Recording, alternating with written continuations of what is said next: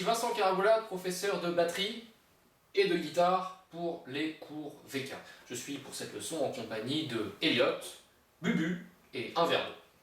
Cette première leçon va porter sur la première chose que vous allez devoir apprendre quand vous avez juste acquis une guitare, c'est-à-dire des accords simples. Pourquoi? On ne va pas commencer par des accords compliqués.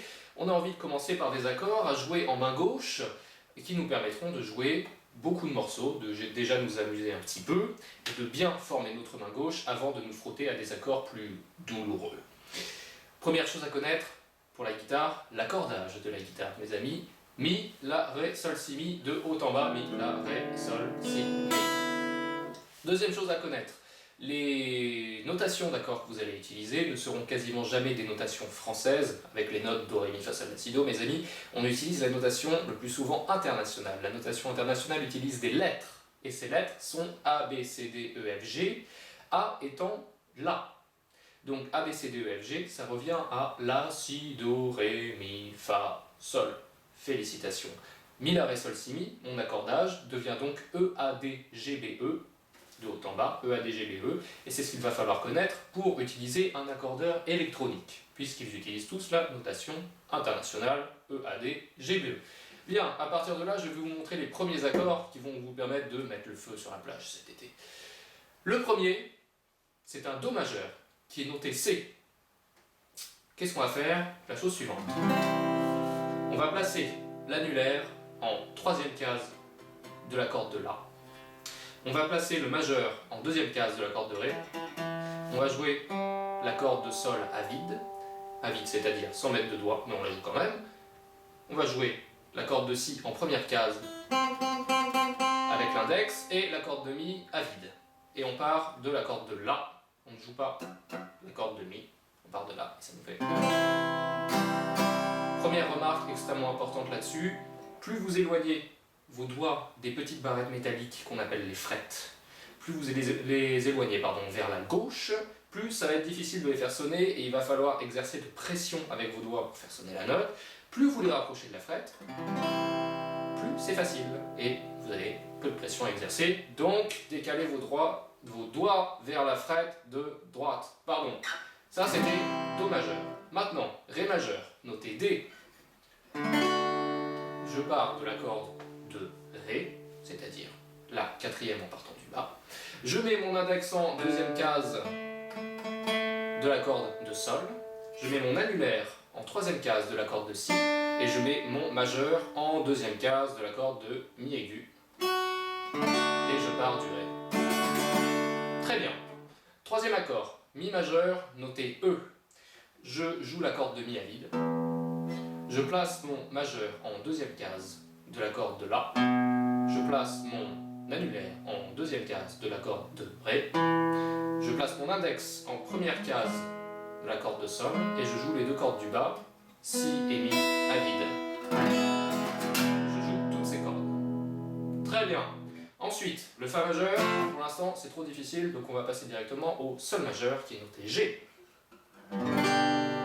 Deux façons de le faire. La façon dont je le fais, parce que j'ai appris comme ça. On met le majeur en troisième case de la corde de Mi grave. L'index en deuxième case de la corde de La. On joue les cordes de Ré et Sol à vide. On joue la corde de Si avec l'annulaire en troisième case.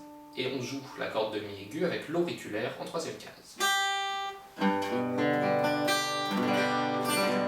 Autre façon de le faire, qui est très usitée aussi par énormément de guitaristes, c'est simplement de retirer l'annulaire de la corde de Si et de le mettre sur la corde de Mi, de sorte que maintenant la corde de Si sonne à vide. Les deux se valent. Ensuite, La majeur, notez A. Je pars de la corde de La à vide. Ensuite, je mets mon majeur en deuxième case de la corde de Ré. Je mets mon annulaire en deuxième case de la corde de Sol. Je mets mon auriculaire en deuxième case de la corde de Si. Et je joue la corde de Mi à vide. Et je pars de la corde de La. Et je joue tout ça jusqu'en bas. La majeur. Enfin, Si majeur, il est trop compliqué aussi. Pour le moment, on oublie. On a donc appris 5 accords majeurs. Et si vous vous demandez peut-être ce que signifie majeur, Pour l'instant, on va faire en très gros. Majeur, c'est des accords qui sonnent plutôt joyeux, et mineur, qu'on va apprendre, ce sont des accords qui sonnent plutôt tristes. Exemple. Ré mineur, premier accord mineur à connaître, noté D petit m, donc quand c'est majeur, c'est juste la lettre, et quand c'est mineur, on précise avec un petit m. On part de la corde de Ré, on met le majeur en deuxième case de la corde de Sol, l'annulaire, troisième case de la corde de Si, et l'index, première case de la corde de Mi aigu. Ré majeur, comptant, Ré mineur, à comptant. Ensuite, Mi mineur, le plus simple a priori de tous ces accords, on va le jouer de la façon suivante, c'est préférable, on part de la corde de Mi à vide, on place le majeur en deuxième case de la corde de La, on place l'annulaire en deuxième case de la corde de Ré, et on joue les trois cordes du bas, Sol, Si, Mi à vide. Vous remarquerez que Mi majeur c'était ça, et pour faire un Mi mineur, je retire simplement mon index.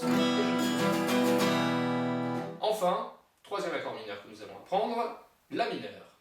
Je pars de la corde de La à vide, je mets mon majeur en deuxième case de la corde de Ré, annulaire, deuxième case de la corde de Sol, index, première case corde de Si, et corde de Mi aigu à vide, et je pars de la corde de La. Je résume donc les trois accords mineurs, Ré mineur, Mi mineur, La mineur, DM, EM, AM. A partir de là, pour s'entraîner à passer d'un accord à un autre, puisque c'est ça qui va nous intéresser avant de pouvoir nous confronter à des rythmiques à la main droite, on va faire trois enchaînements d'accords qui sont très sympathiques, très usités, et qui vous permettront donc de vous entraîner sur des trucs un peu mélodieux. Le premier enchaînement d'accords est le suivant, le plus utilisé dans toutes les ballades et les chansons tristes que vous entendez à la radio. Mi mineur, noté EM, Do majeur, noté C, Sol majeur, noté G, Ré majeur, noté D.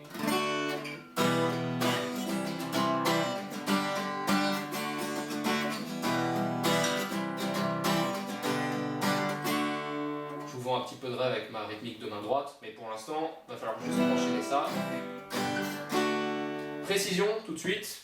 Les enchaînements d'accords, il faut les travailler deux à deux. C'est la façon la plus efficace. Qu'est-ce que je veux dire? C'est que vous ne passez pas de Mi mineur à Do, à Sol, à Ré pour vous entraîner, mais vous passez de Mi mineur à Do, à Mi mineur à Do, à Mi mineur à Do, jusqu'à ce que vous ayez cet enchaînement-là bien dans les doigts, puis vous passez de Do à Sol, à Do, à Sol, à Do, à Sol, très bien, ensuite Sol, Ré, Sol, Ré, Sol, Ré, Sol, Ré, et enfin Ré, Mi mineur, pour revenir au tout début. Donc, Mi mineur, Do, Sol, Ré.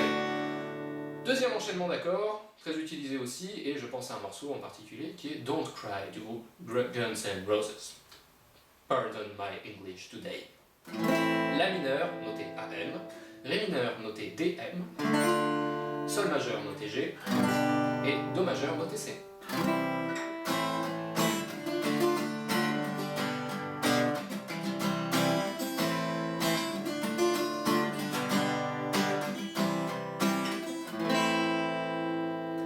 Dernier enchaînement d'accords, utilisé dans les chansons Mad World de Tears for Fears reprise par Gary Jules pour la bande originale du film Donnie Darko, ou encore Boulevard of Broken Dreams de Green Day. Cet enchaînement est assez simple, c'est le suivant, Mi mineur, noté EM, Sol, noté G, Ré majeur, noté D, et La majeur, noté A.